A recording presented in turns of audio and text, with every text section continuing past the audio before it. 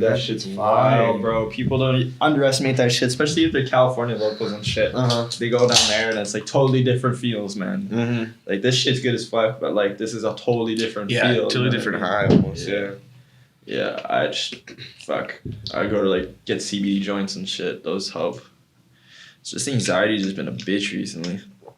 It's like even going on a fucking plane. It's like I've been on a plane like 20 times, 30 times, and I'm like still like, oh shit, I'm in a plane. It's like, why, bro? Yeah, I've heard a few people mention that they just never get used to like the flying. Like, nah, man, like chemist, I think it was saying that like you could be on a plane like I get like vertigo.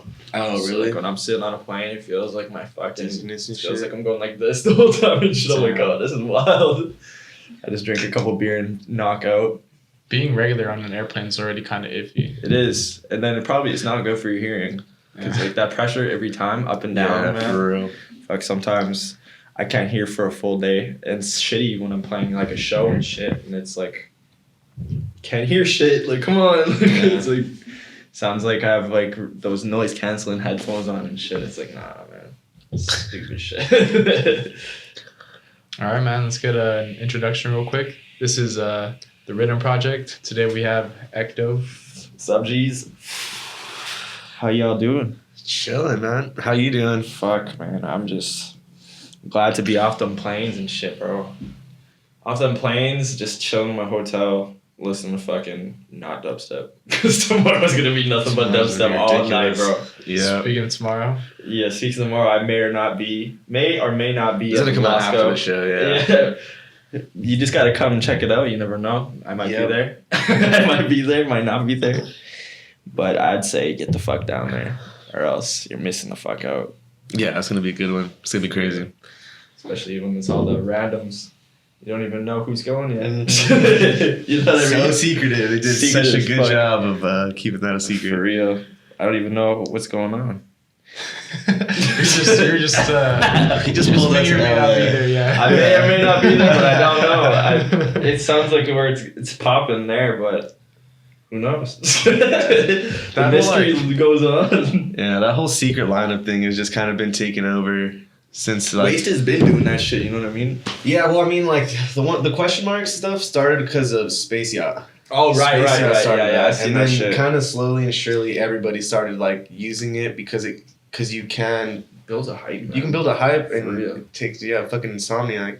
Yeah. It fucks everybody up with the clauses. So like, I mean, lets like everybody do it. Yeah. It's like lets their imaginations go, and it's like oh fuck, which is good to be because like, I mean, I guess it is tough for like event production companies to market shows with fucking question marks on them, you know? I know, that's what back home if we did that shit, no one would come. No one would know who the fuck it is. They don't even like they just be like fuck that.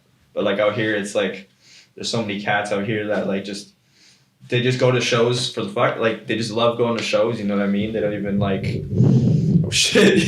Yeah, I'm just talking to a little bit. Oh yeah. But like for real, like it's like they don't know who's playing, but they're like still down for the hype, you know what I mean? Kind of like, oh shit, something's going on that night, might as well fucking rip through there type shit. And it's like, fuck, I wish we could do that back home. Back home ain't shit like that, man. Here it's never like, it is kind of hit or miss, but for the most part, there's always something going on. Oh, definitely. And it's definitely like, it is about the hype, you know? Like, I might not know who's playing, but like... Bro, and even like the artists themselves kind of like... Who's about to pull up, yeah. Yeah, the artists themselves even make those Facebook statuses like, you know, kind of hinting towards it, but it's like pretty fucking dead obvious type shit, you know what I mean? But shit, that's still a good way of, I don't know, getting hype. It's a different scene out here for that shit. It's wild. I like it a lot, man. They don't do that shit. They kind of do that shit in Montreal. But it's like they'll have one like mystery headliner and shit, but like this is like straight just question marks everywhere. I'm like, oh man, I'm even guessing, you know what I mean? Yeah, like, I'm like, who the fuck? You played a couple gigs in Montreal, right? I'm there every fucking like 3 months, man. They fucking love me out there. It's like my favorite place to go. They're so fucking. It's like the young crowd and the new crowd just put together, and they just.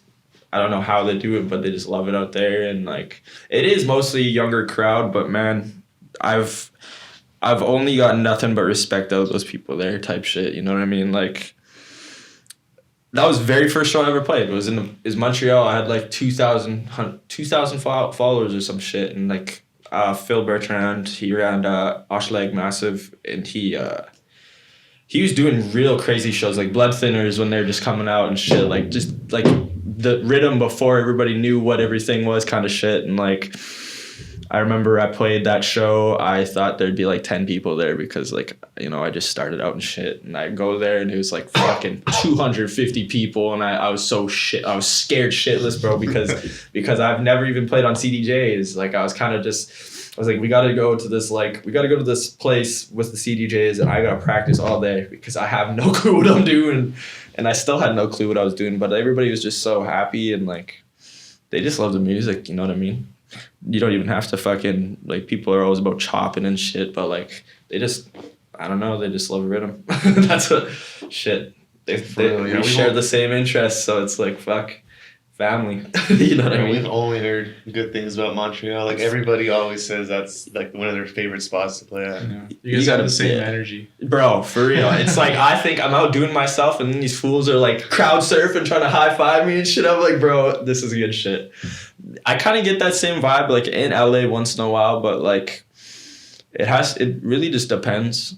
It really depends on like the show and who is headlining. Like if I'm not like the headliner, they obviously want to save their energy for like like when I played with Vodex and like Packback, that they were waiting for Vodex, you know what I mean? But like still they're going hype. But that Vodex set, oh my god, man, I was freaking, bro.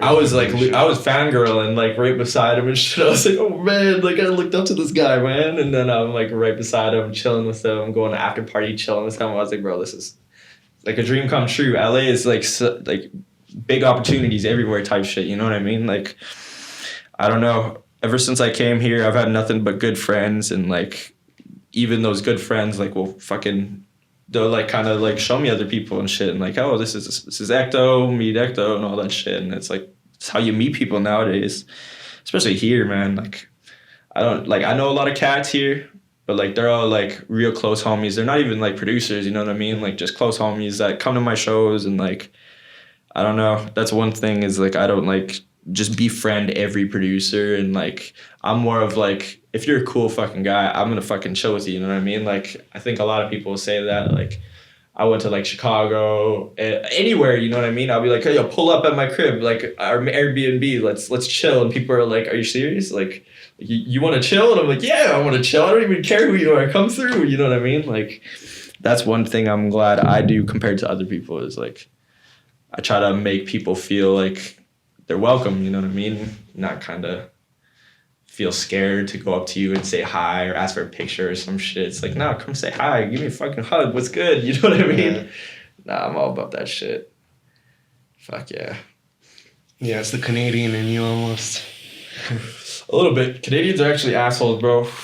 That's like a stigma. I can agree with that. It's a stigma, bro. And people deadass think like Canadians are like the nicest folk ever. And Canadians are assholes? Bro, yeah, I went to Vancouver and like I went during the Women's World Cup with my sister and like some of her friends. What are Americans? Huh? What are Americans? Bro, you guys are pretty nice. You guys are pretty fucking assholes. We're But no, when you come out there, you'll realize like, you know, like even when I would like drive, like I rented a car out here before, like just come visit, and I was driving around. Everybody would let me in lanes and shit, all nice and shit. But like back home, you fucking cut someone off, you're getting in a fight type shit. You know what I mean? Like that's for real. It's for real. Like maybe I'm just getting good vibes here all the time, but like back home, fuck. Yeah, I know. It's always something. When I went to on. Vancouver, like maybe it was just people in the airport, but everyone was just pissed. Like probably because it was like a.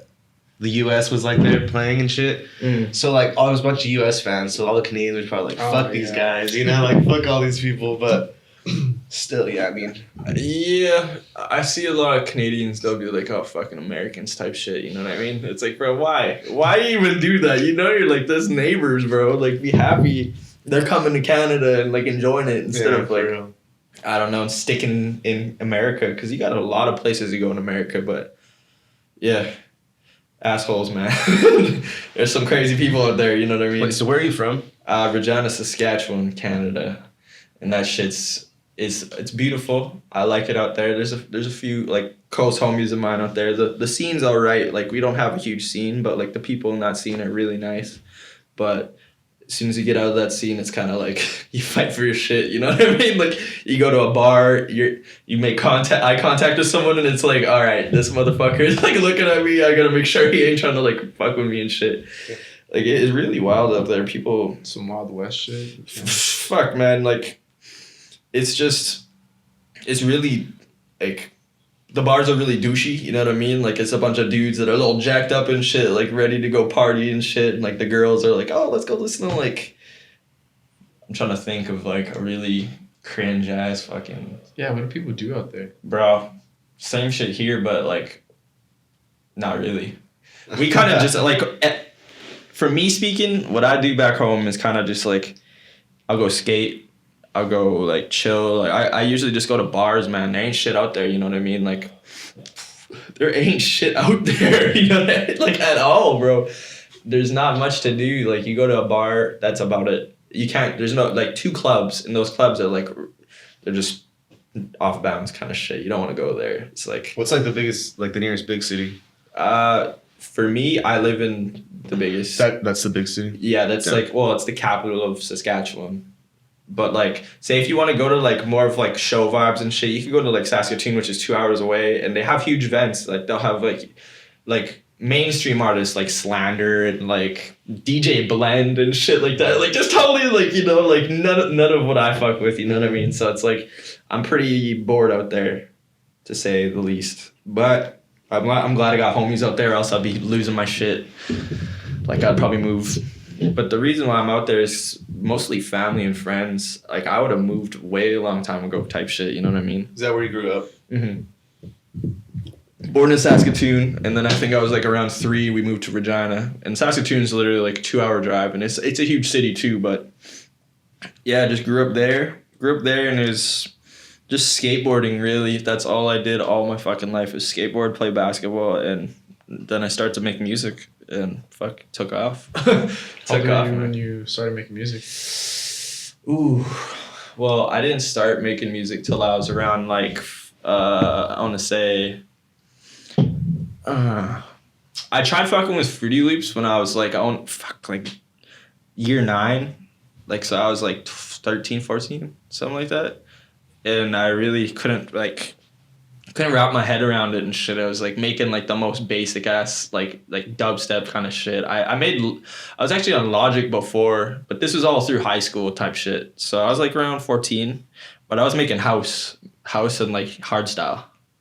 And then as soon as I think I was like 16, 17. Well, I was enjoying dubstep back then, but I was never like fuck, this could be sick to make music, you know what I mean, and shit like that. I was just more of like, oh, let's make house and shit and get huge and like try to be one of those like, let's go play Mexico and shit like that and like play house. I'm like, nah.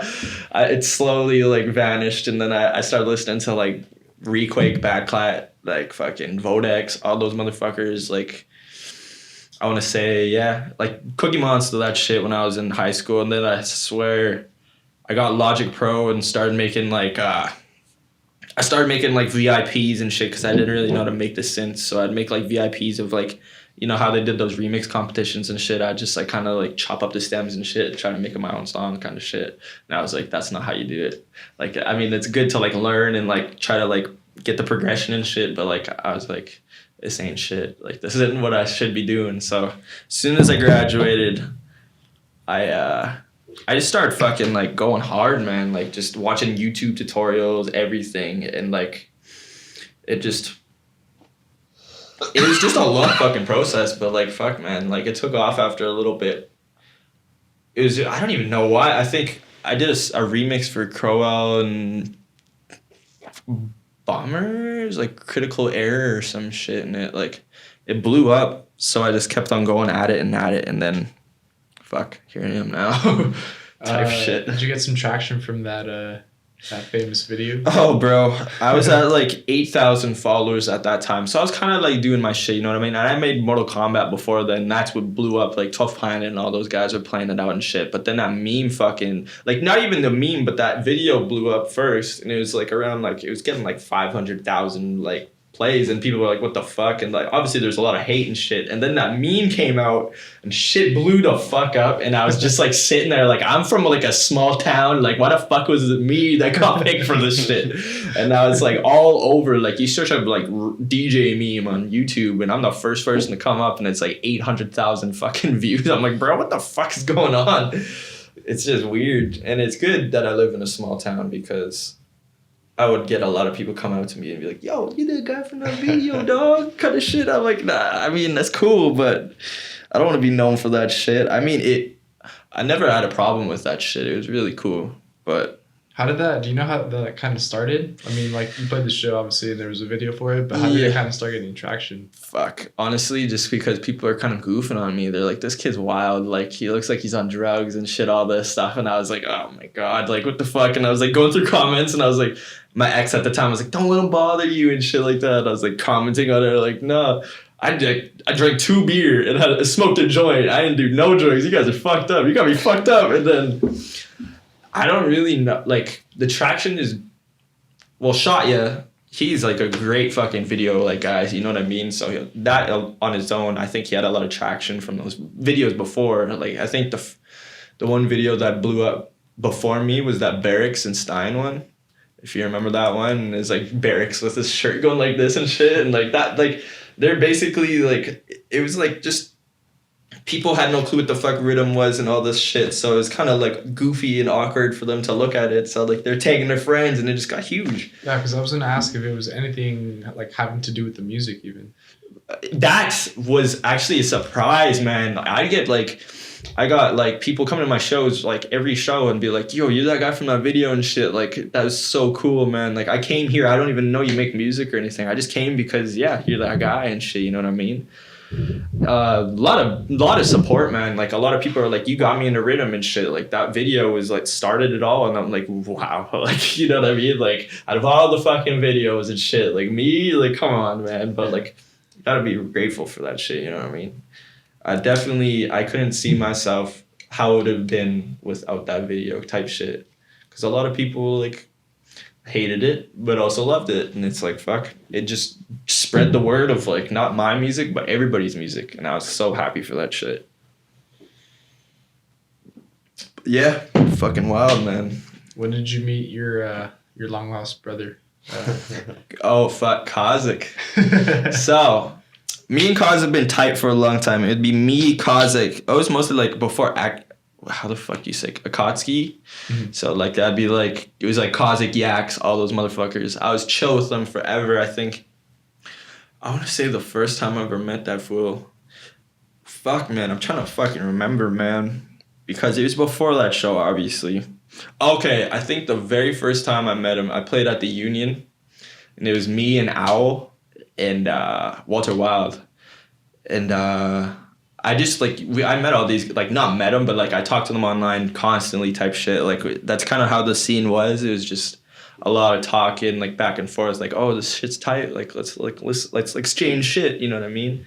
But as soon as we met, man, we clicked, and I think I just enjoy his music a lot, and he's just a good guy. And I have a bad habit, not a bad habit, but I have like a really bad habit of like, if I'm playing a show and like a homie's like really like I'm really feeling his vibes and shit, I'd be like, so you want to do like a surprise back to back or some shit? Like I don't think the promoters will mind and shit, you know what I mean? It should be all right. And then that's how it took off from that video. We didn't even fucking practice or shit. We just kind of like, you can kind of tell, but like I was just like kind of like the same music choice and shit, which really connected us for sure.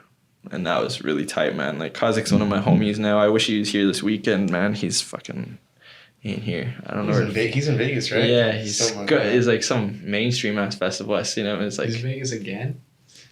He goes there like every weekend, bro. Like yeah. He's out there, man. I saw him. He's it's crazy shit. Yeah. He said he went to this one show. He's like, oh man, I'm so pissed you didn't tell me. I was like, bro, I told you like 3 months ago. Come on, bro.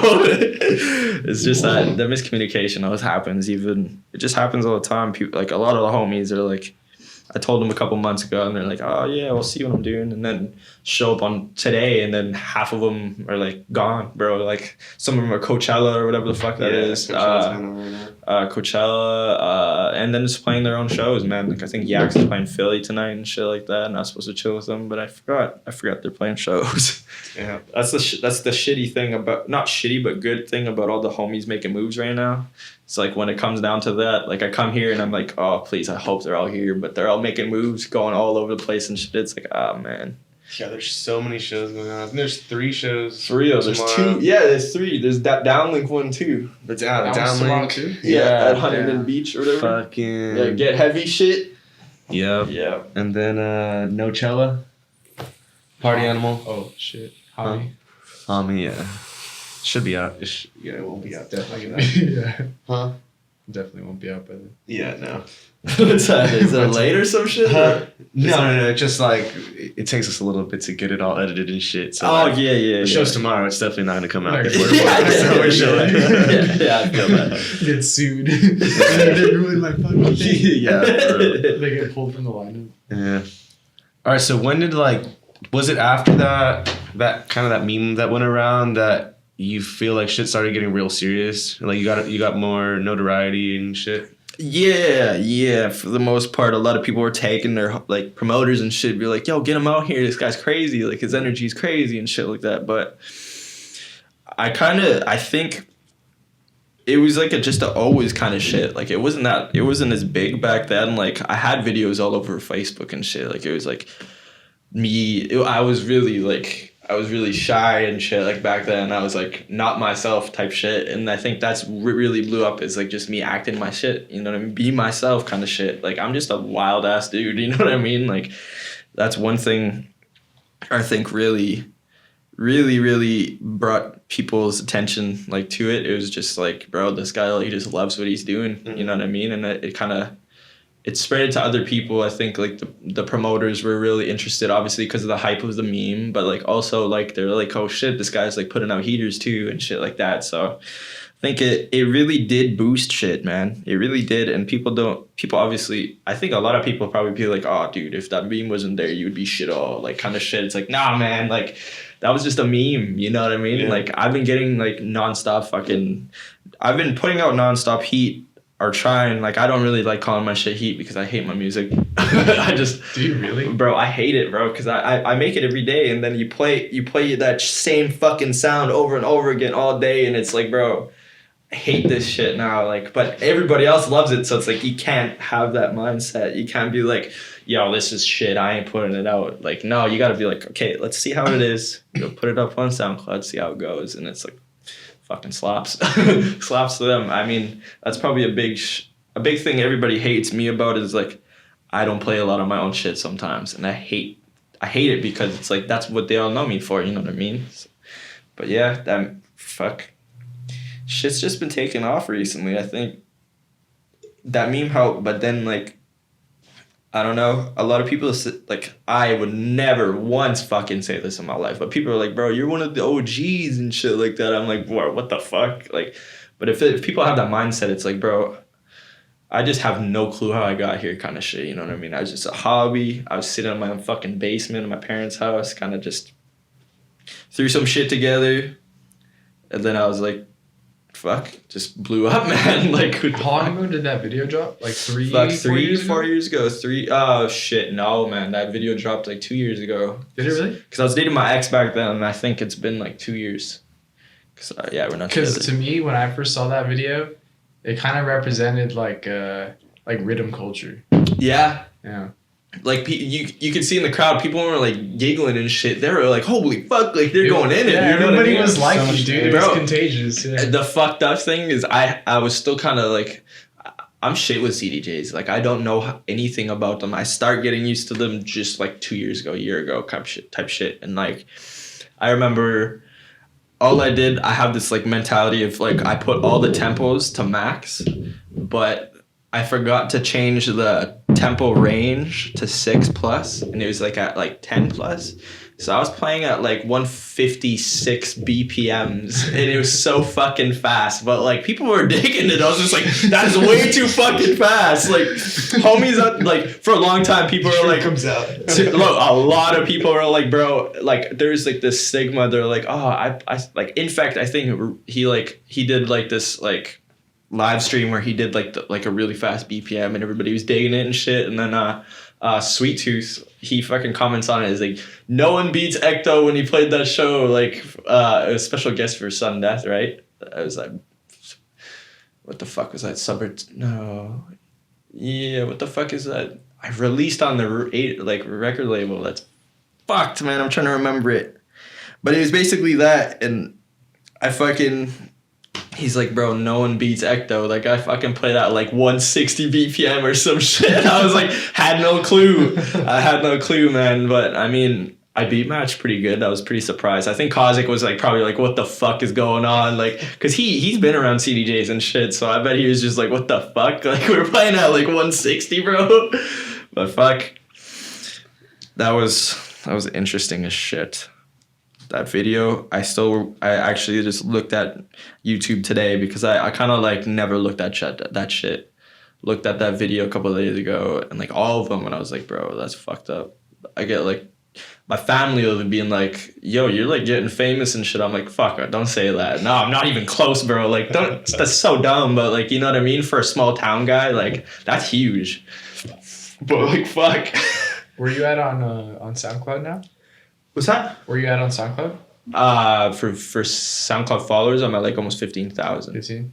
Yeah, I'm getting because that's a good amount for SoundCloud. Fuck yeah, I'm getting there, bro. Especially like in the RIDDIM community, like, man, that's a good amount. That's so fucked.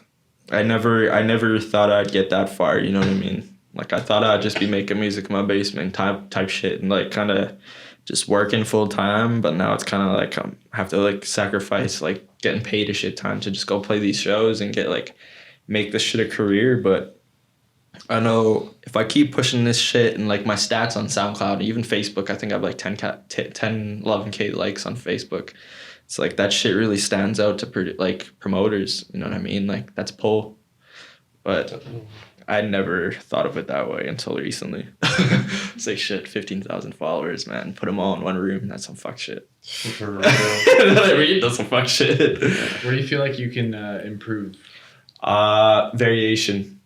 My variation's poor as fuck. I forget. I have a few songs where it's pretty good, but that's when I really get out of my comfort zone. But like I have this kind of like pattern of kind of just sticking to the same synths and shit. And I mean my followers have never said a damn thing, but like as an artist you kind of like point this shit out yourself and you kind of like criticize the shit, and it's like I could do better on that for sure. And like even just not making rhythm, you know what I mean? Making other genres and shit. Like I've been making house and shit recently. I think that's really been interesting. Like a lot of people have really enjoyed it and shit. It's like I think I could just improve by just basically just fucking getting out of my comfort zone.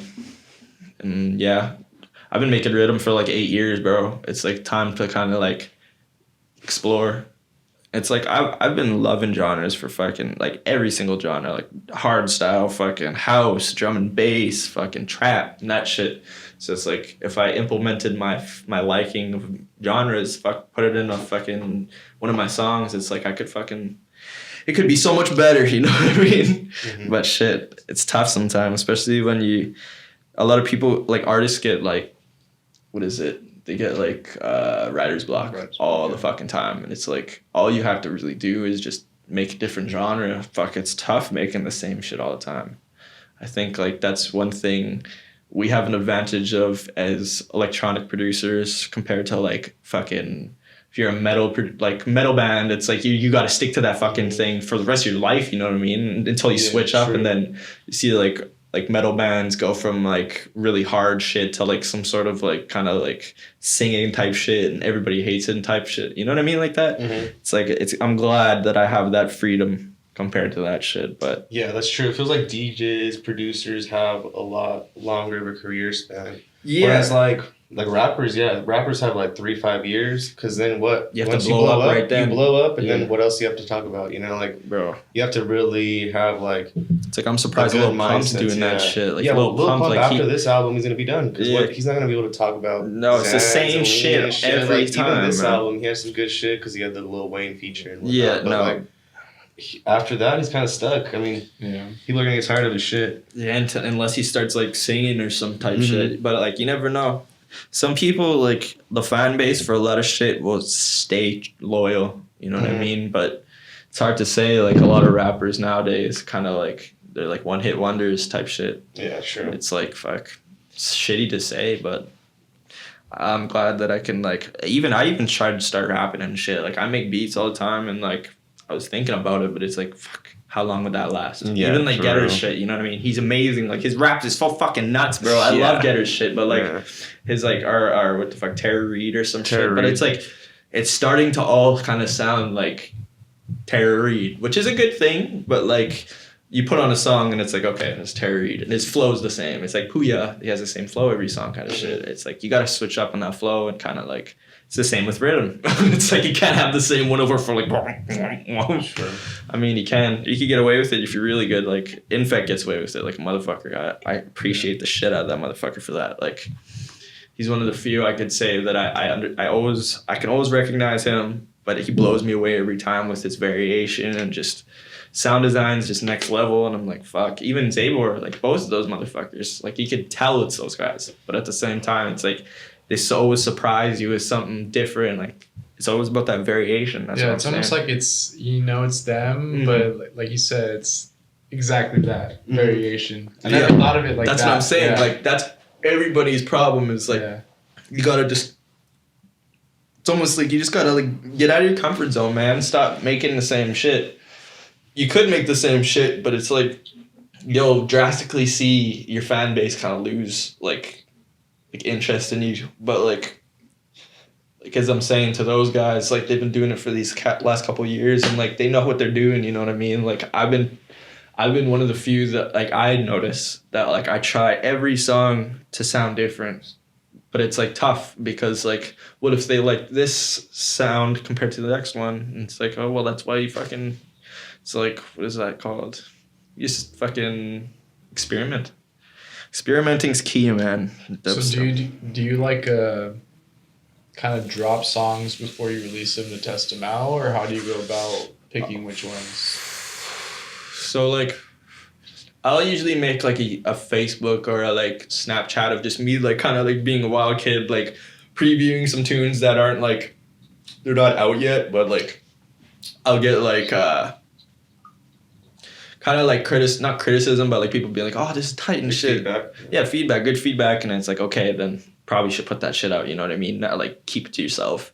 A lot of my tracks have been like that. Is like, I don't personally like them, but like everybody else is enjoying them, so might as well fucking put them out. You know what I mean? And I haven't been one to like really release on labels, so it's like if people like it, I'll throw it out for free.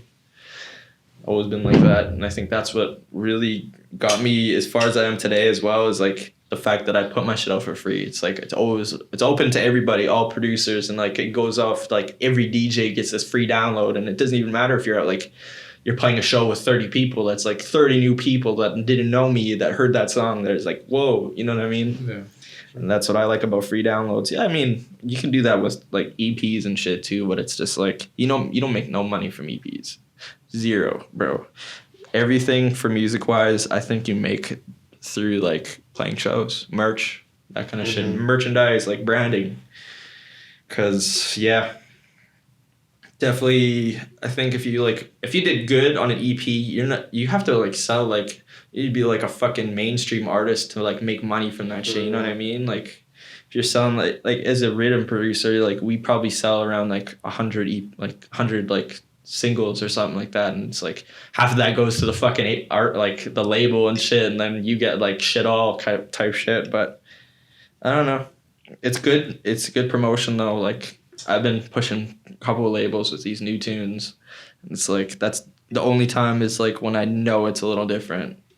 It's like these last couple songs I've been doing, it's kind of like so outside of the box compared to my like original shit. It's like almost like tear out or some shit. It's weird. Like Old Getter. And people have been saying that a lot. They call it a fucking trench, and I was like, oh wow, I haven't heard that word in a million years. Old Getter. Oh man. I'm All right, anything boy. else in particular you want to talk about? Man. Honestly, just keep fucking listening to the rhythms. Fucking check out a few producers that I listen to and like fucking been making music with, like Unit. Unit's crazy if you ever heard of that dude. Yeah, You gotta check him out, bro. I met up with him in Chicago last weekend. He's such a nice kid, man. Like 19 and he's blowing up right now. 2,000 followers, but all of his tracks are fire. Yeah, just that guy, you gotta look out for that guy. As for like music and shit, talking about that kind of shit, don't be afraid. If you're a producer, don't be afraid to fucking experiment, as I've been saying like a million fucking times. I see a lot of people getting stuck in shit, and it's like, there's so much more potential, you know what I mean? I don't want them getting stuck. I don't want them focusing on just one genre, and I think a lot of people get that fucked with, you know what I mean? It's just, that's a really big thing I see the community nowadays. Everybody's talking about that fucking like writer's block and shit. It's like, bro, just fucking get outside. Like there's like people making lo-fi that are rhythm heads, you know what I mean? Shit like that. Just do your shit. Stop trying. And a lot of people need to realize that tracks, you can't upload a track and expect it to be a fucking like, you can't upload a track and be like, this is gonna fucking blow up. Yeah. Like, cause I've uploaded tracks where it's like, this is like, I made this in like 30 minutes and like, fuck, huge views. Like Mortal Kombat was made in like an hour. Yeah. Yeah, some people have like their biggest tunes be like the quickest tunes they've made. It's crazy. Yeah, that's all it is, man. Is a lot of it is just by chance, man. You can't ever like, even that fucking meme. Like, you know, there's people out there trying to be like the next meme and shit now, and this is totally out of there. But like, there's people that will force that shit, and it's like you're just looking like you're trying so hard and shit. Flow. You gotta just fucking. It's always chance. You can never fucking. It's gotta be natural. Yep, everything's just natural or luck or just mostly it's luck, man. A lot of it's luck, and people don't realize it's like if you could do that, if you could plan out something to be a big success, that's amazing. But a lot of it's never like that. True. But yeah. Besides the show you might be playing tomorrow, what else you got in terms of shows? Next weekend I'm at Asteria Music Festival in Florida, I think Orlando. And I'll be playing with DJ Hatcha and a bunch of other Creation and a couple other locals, I think. And then the fucking main headliners are like Feed Me and the whole Disciple crew and shit like that. So it's gonna be a sick ass show. People should be heading out there for sure if they're in the Florida area. And even like I'm so shit with like states and shit. I'm like trying to think of like what's around there to like hop down there. Yeah. I'm trying to say Florida. What's above Florida? Georgia, I think. Georgia. I don't know anybody from Georgia. Yeah. Yeah. No, it's pretty much just Florida. I don't know what's around there. Yeah, that's what I'm saying. Tennessee or something. No, that's what I'm saying, bro. All right, man. Well, thank you for coming through. Hey, geez, don't fucking mention it. Weird. Thanks for having me, boys. Yeah, man. This is ECTO on the RIDDIM project. Hey, lock into these motherfuckers more often. Until next time.